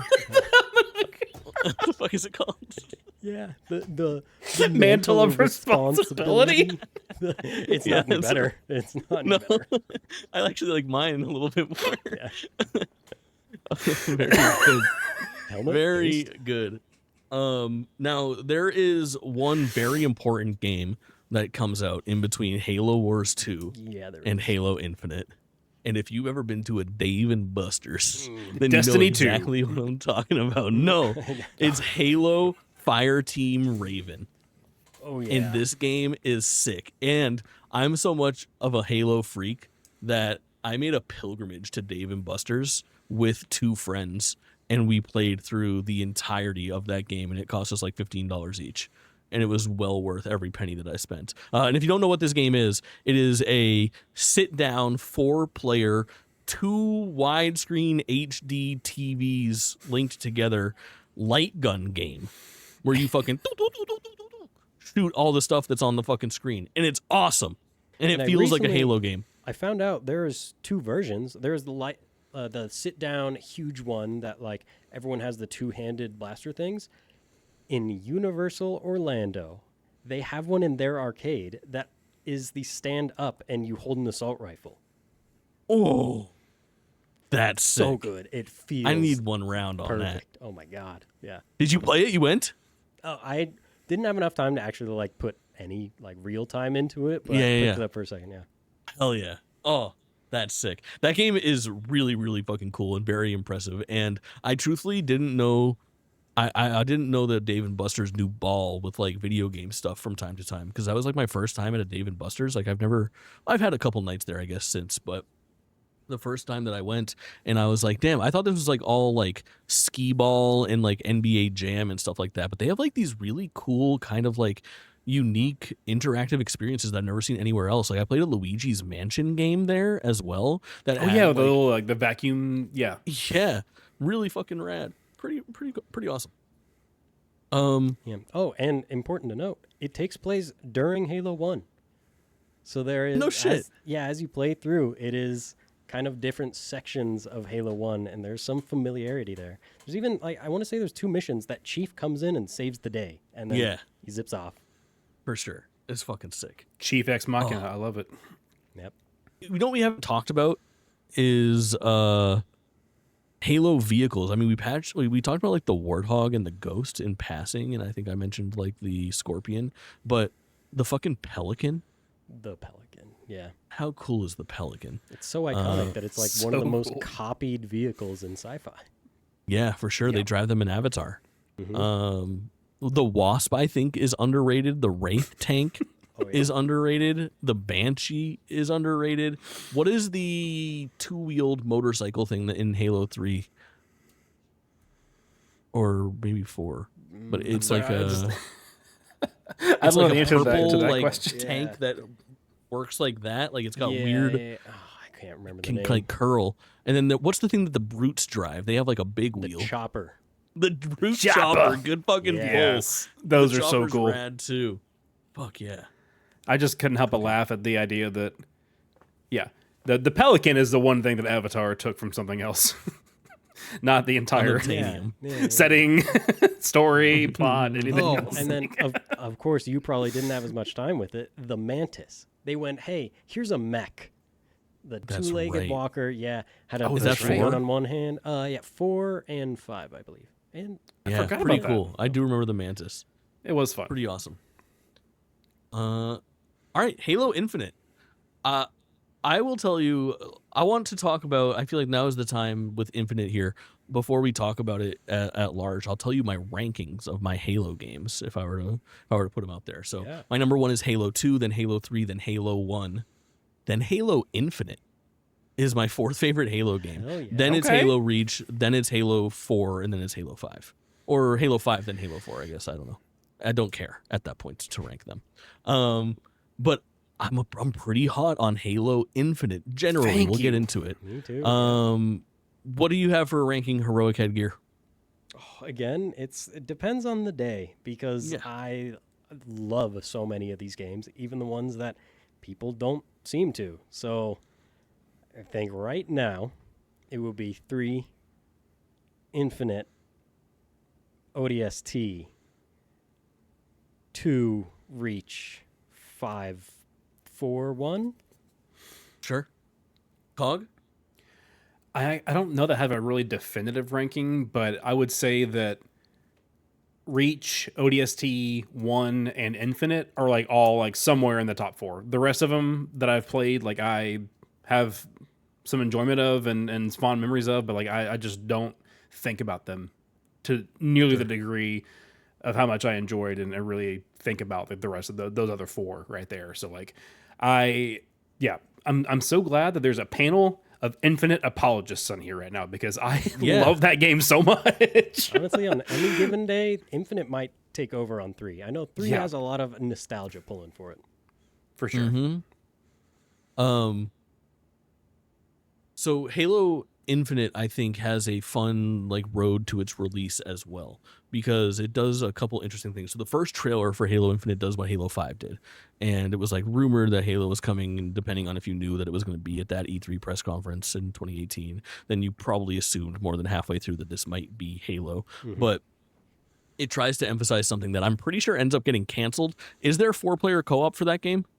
Not 4. It only ended up I being think two, and it came after launch, if I recall correctly. But you could like weirdly like cheese your way into like it's a fucking mess. But that's like you could tell that that's what they were trying to emphasize is like the first time that you see people, you see like 4 Spartan adjacent people doing adventure stuff in some of those like weird like architecture circle things. Then eventually you see like the Spartan armor and the whole 9 yards. So like they were clearly going for like 4-player co-op. Halo is back, blah blah blah, get your friends. Didn't exactly pan out that way, but what they did do right is Lucky me. I have on no that friends. ramp, exactly in that ramp up to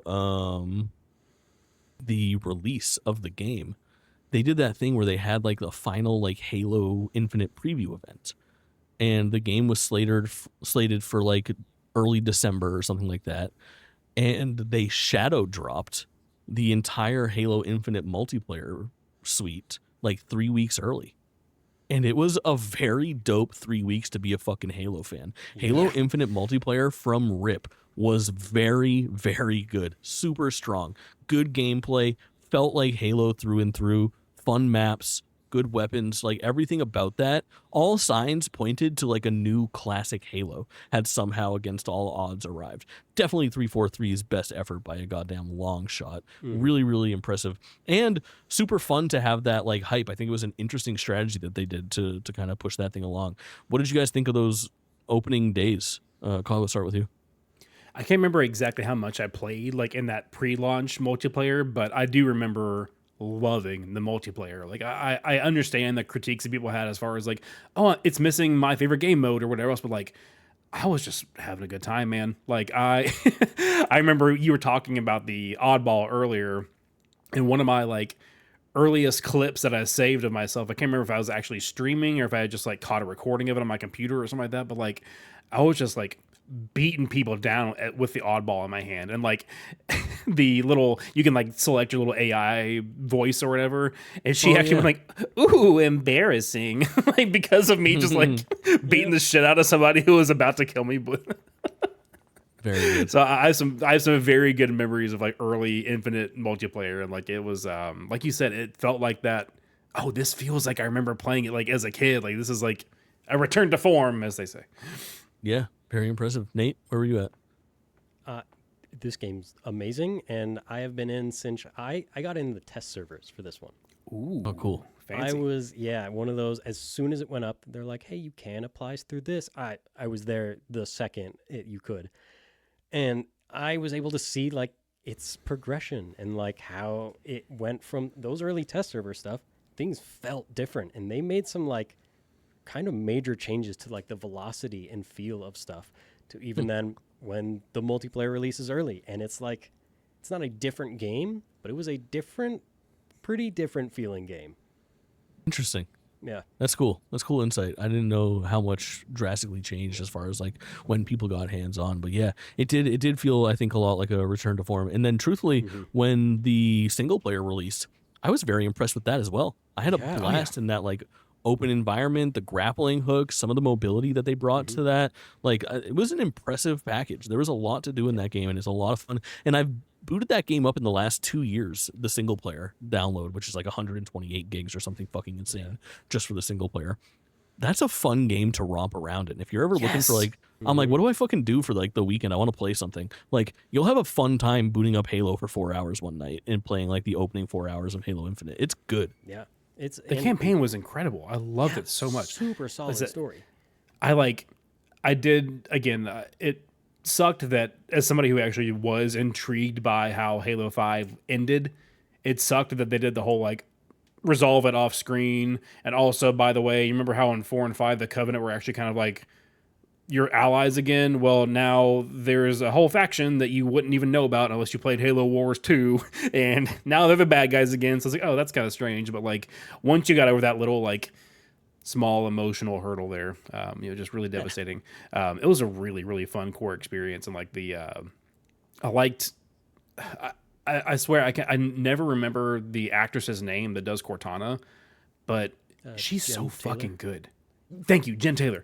Like, because of course, in Infinite you have this like new rebooted version of Cortana that they just call like the weapon, and so like her mannerisms, the way that she speaks, like it's all so distinct from main Cortana that you've been so used to for the 5 core games up until now.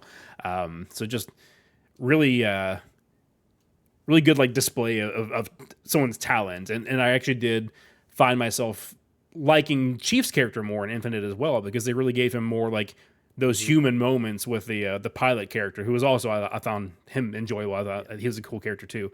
Yeah.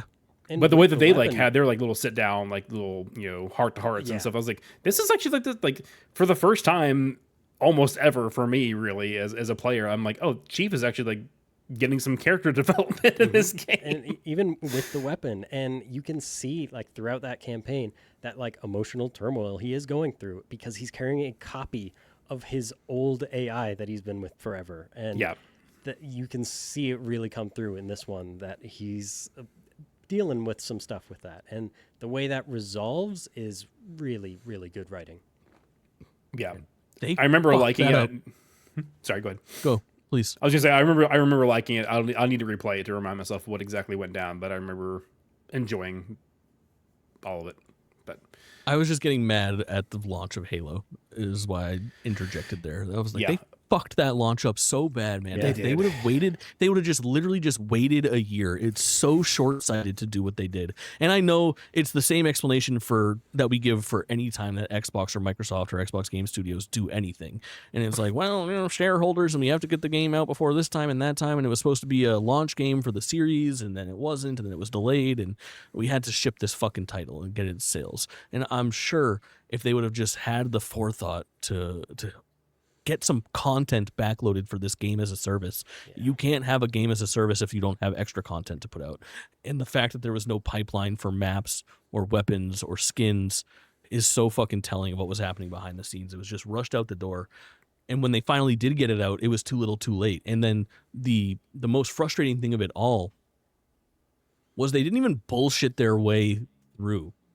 Like, what you're supposed to do is like you're so right, you're working in corporate America. You're trying to like market product. Don't go and be like, we fucked up, we don't have anything to put out, we're working on it, sorry. Just fucking say like it's coming and wait till you see the next map, and then you show a 15-second teaser of midship, and then everyone gets their fucking rocks off and they wait patiently for 4 months or however long it takes, and they might complain, but at least you've got your like eyes on the prize. Like, make a fake teaser, announce a fake map. Like literally, it doesn't take that much to kick the can a little bit further down the road. But the one thing that I remember about like the word from the developers, from 343, from Microsoft around Halo, was it reminded me so much of how they like unceremoniously killed a game that I love, Heroes of the Storm from Blizzard, where they just like announced one day, they were just like, yeah, we fucked up, we don't have anything else like in the pipeline. Like, they just kind of unceremoniously like killed their own game, when you could have just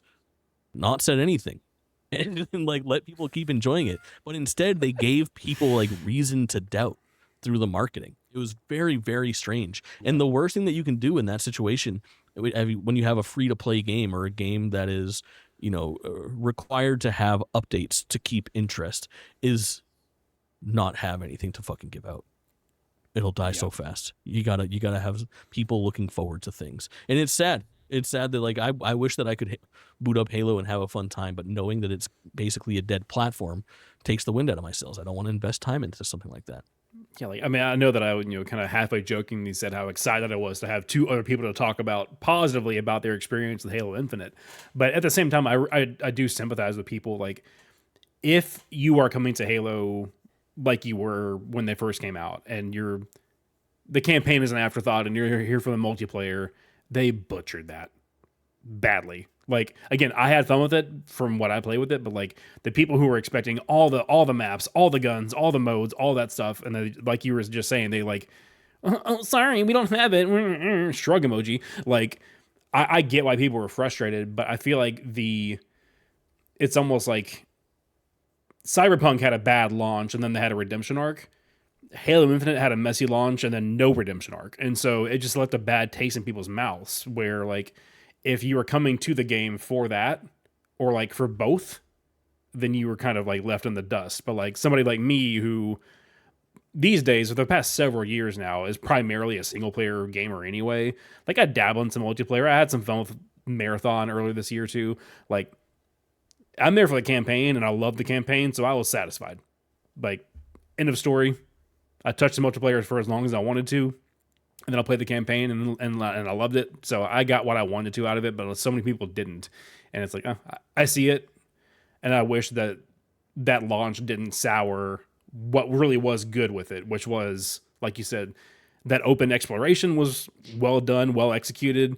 I feel like they had just enough stuff scattered around to like keep it interesting, but not be like the stereotypical Ubisoft thing of like way too many icons on the map. I feel like it was like a really good like amount of stuff to do.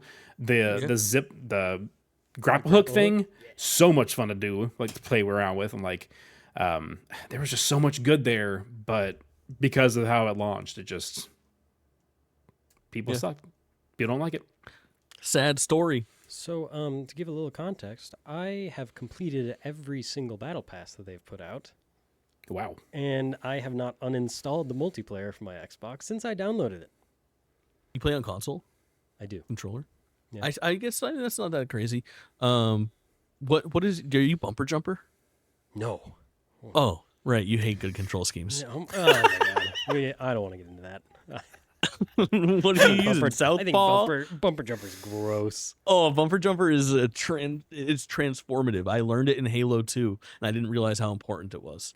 And it's the same. The reason the only reason that you could convince me not to play bumper jumper anymore is if you have adopted fancy controllers with paddles on the back that allow you to. I was just gonna say, Jake, I'm a modern gamer, and I have paddles. Right. So yes. Yeah, but that wasn't an option back in the day when it was Halo 2 and Halo 3, before the scuff controllers rolled around and stuff like that. The only way to keep your fingers on the sticks and be able to like jump in melee was to switch to bumper jumper, and it changed me. Very good. I forgot to mention earlier. So we had a PS2 that we got for Christmas, and then within a year or two, there was like a pretty bad ice storm in our area. And our insurance... Ice Storm 98. Look it up. No, seriously, I think that's literally what it was. Oh, yeah. Actually, no, it couldn't have been 98. It had to be like... There's another one in like 02. And like, we were helping clean up the yard and stuff, and like, our parents were just giving us some allowance money through the insurance company or something like that to clean it up ourselves and not have the insurance people come out and do it. But my brother used his money to get our first Xbox, and I used my money to get a GameCube. But then another year or two went down the line, and I got the Halo Xbox, like the translucent green that they're like aping on for the new Series X coming out. That's gonna be like $9,000. So I had that sweet green controller, and me and my brother both being boys and stupid. I think he was using my controller and got mad at something and broke it. He broke my Halo Edition Xbox controller. Of course, that's how not it cool. happens, yeah. I'm on the Ice Storm 98 Wikipedia page, also known as the Great Ice Storm of 1998. 98 was a massive combination of 5 smaller successive ice storms in January of 98, leading to 34 fatalities. Oh my Holy God. fuck, dude. Jesus. It was like Canada and like New England, Maine getting smacked the hardest. It was fucking insane. Hang on. We were down in central Kentucky at the time, and that was I think it really was 98, and it was maybe in 98 it was more of a snowstorm, but then there was like an actual ice storm that was in like early 02. So it was like post GameCube launch. It was post Metroid Prime launch, because I only remember that because the GameCube that I got came with Metroid Prime, and that wasn't our launch title, so it had to be a little bit after it came out. But we earned our consoles back in the day. We worked hard for it. So we've talked extensively about the history of Halo, and we talked a little bit about the future of Halo. And this conversation has made me want to play Halo badly, as you can imagine. So I'm very excited that we have. Yeah, I'm very excited that we have this impending launch. I think it's the 28th, I want to say, I believe so. for Halo, but there's early access that's I think a week from today, the 23rd or the 24th. If you get like the deluxe edition or you pay the $20 upgrade on Game Pass, you get the entire thing like 4 or 5 days early. It's a significant amount of time early. Okay. So look forward to, I think the plan is a Dido stream of that. I'll be streaming it myself, but I think there'll be a co-op like Dido stream of the campaign here. Maybe we'll get some crazy PlayStation players hopping on there. First That's multi-platform possible, Halo, yeah. of course. So keep your eyes peeled for that over next week or the week after. But I want to talk a little bit just about the future of Halo, hopes, dreams, desires, predictions. Just each you guys give me 2 minutes on what you hope to see, because we're hot off of the impending release of this Halo campaign, but it looks like the next Halo multiplayer project has been scrapped internally, and there's an open book here for what we might be getting next. So Nate, what do you hope to see from Halo? What do you hope to see from one of your favorite franchises? So that game you were saying was scrapped. That's what I was hoping to see from everything I've heard about it, and the way it was going to be large scale, and there would be playable elites again, which haven't been in the franchise in a minute, I think, since Reach. So there was going to be playable elites again. It was going to be large scale, kind of like that Warzone mode. And of course, that gets killed. So I guess I have another maybe arena type game coming if Campaign Evolved actually performs well. If it doesn't, who knows? I'll jump in before Jordan goes and say that is basically like my dream as well, where essentially give me Halo Infinite that is future proofed. Like I would like a multiplayer arena based Halo game that does the things that Halo is supposed to do right correctly, that has build it on Unreal, no slip space fucking bullshit. Build it on a format that we can live on for 10 years. Give me what you guys were able to achieve with Destiny over at Bungie, even though, that's not having the most incredible end. The journey to get there was a positive one. And I would just love to see a thriving Halo ecosystem where I'm excited for the next map pack again, and I'm excited for those next drops. And I would hope that they iterate on Infinite rather than scrapping and going to square one again. I don't need another reinvention. Take what was good from Infinite and go from there. Yeah, I agree. Cog? In 5 years, we're just going to get another Halo 1 remake. No, I would love from a new team, dude. I would really love for them to, pull from the good aspects, because there are good aspects of the sequel trilogy. I love like the really weird sci-fi they tried to dabble in with 4, because again, like they went with like new enemies and with the whole like weird crazy sci-fi planet and all that. Like that was such a cool direction to start going in, and then for Infinite to have it be like this incomplete Halo, and it's also, I can't remember if it was like truly fully open or if it was like kind of sequentially opened up as you went. I think it was more sequential, but either way, the open exploration that they did with the more mobility and stuff, like I want them to combine those types of ideas and actually give like a whole, like take us somewhere new that we haven't seen before. Because like if there's anything I can really knock against the campaign of Infinite, it's that for the sequel trilogy, they started to go away from Halos and, oh, another Halo exists, and oh, guess what? There's another other Halo. And then like they went right back to it because again, like as Jake was alluding to, they just kind of keep going back to the same well over and over again for this franchise. And like, I think they should just trust themselves to do something different that doesn't have to involve a ring system or the Flood. They can still be Master Chief and cool sci-fi settings and cool guns and cool multiplayer and aliens and all that stuff. Just give me something new to experience and not just a rehash. Well, I would like a return to the Flood. We haven't seen the Flood since Halo 3, so I think that would make sense. You know why? Because they're all dead. Logical next step. They took care of No him. one's actually dead. they're not. Cortana's died like 8 times. Keep on bringing her back. Don't do anything too crazy. There's multiple Forerunner installations that have Flood in them for testing. That's right. That's right. Okay. She wasn't sleeping. She was wearing the bracelet of tiredness. Yes. Yes. High Score Weekly in the chat says PlayStation Halo is so weird, and I am so excited to make my go live notification. I'm playing Halo on PlayStation in third person. Oh, Yeah, what a Oh, that's a nightmare. interesting world we live in. Ooh, that is a nightmare. It makes my skin Love crawl. Mm-hmm. Gamers, this was truly a pleasurable conversation to have with you all. I am extremely passionate about Halo, and we found the exact right cast of passionate Halo fans to toss this around. Listener at home, I hope you enjoyed yourself. Why don't you prove it by liking and subscribing, and then finding Cog somewhere else on the internet at YouTube.com/cognitive clips, or just cognitive clips everywhere else. or perhaps Nate somewhere else on the internet at Twitch.tv/Heroic Headgear, or the Content Mill podcast, where, if I may, me and Gianni will be playing through Halo Campaign Evolved. I Hell believe yeah. Tuesdays when it comes out. And then at the end of it, I'm having a little raffle for this nice little recon helmet I've got back here. Ooh, I'm Very requesting nice. for the recon armor. Oh, Right? I It's one of the needed that. best. Needed it. You can find me across the internet at Jake Twitch on all platforms. You can just go to amazingstreamer.com if that's easier for you. And then if you're already listening to this, you've already done your part, but go find us somewhere else. We are Drop In, Drop Out Pod everywhere you look. The easiest way to do it is to go to dropindropoutpod.com. Thank you guys all for joining me here on the panel and at home and listening and watching. We are now going to wave at the camera and end this little podcast. Goodbye. Bye.